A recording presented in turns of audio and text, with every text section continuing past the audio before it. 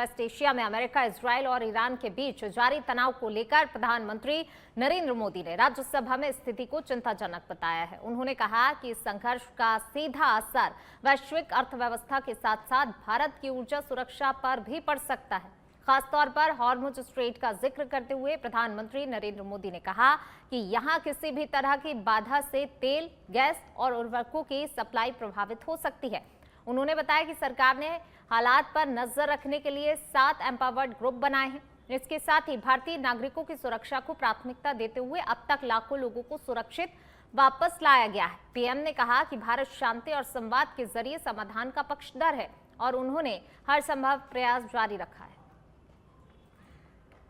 युद्ध के बाद से ही हॉर्मुज स्ट्रेट में जहाजों का आना जाना बहुत चुनौतीपूर्ण हो गया है, लेकिन विपरीत परिस्थितियों के बावजूद हमारी सरकार ने संवाद से, कूटनीति के माध्यम से रास्ते बनाने का प्रयास किया है।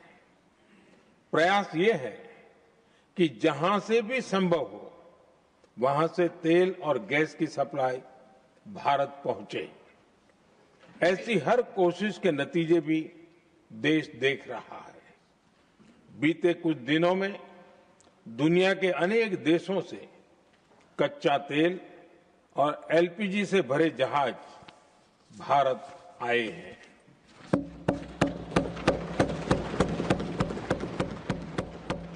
इस दिशा में हमारे प्रयास आने वाले दिनों में भी जारी रहेंगे।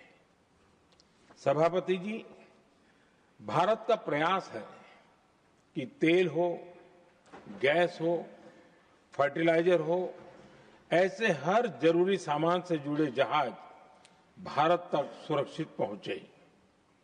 लेकिन इस युद्ध से बनी वैश्विक परिस्थितियां अगर लंबे समय तक बनी रहती है तो गंभीर दुष्परिणाम तय है। इसलिए भारत ने अपनी रेजिलियंस बढ़ाने के लिए जो भी प्रयास बीते वर्षों में किए हैं उनको और गति दे रहा है।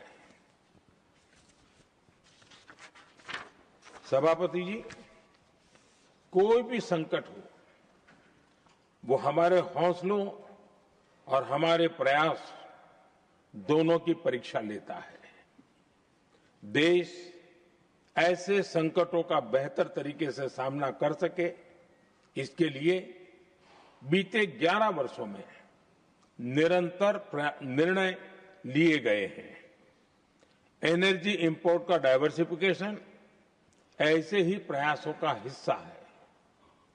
पहले क्रूड ऑयल, एलएनजी, एलपीजी ऐसी एनर्जी जरूरतों के लिए 27 देशों से इंपोर्ट किया जाता था।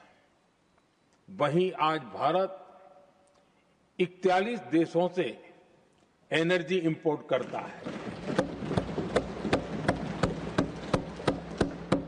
बीते दशक में भारत ने संकट के ऐसे ही समय के लिए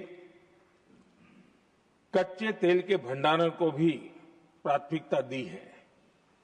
हमारी तेल कंपनियां संकट के समय के लिए काफी मात्रा में पेट्रोल और डीजल का भंडार रखती है। बीते 11 वर्षों में 53 लाख मीट्रिक टन से अधिक का स्ट्रेटेजिक पेट्रोलियम रिजर्व भी डेवलप किया गया है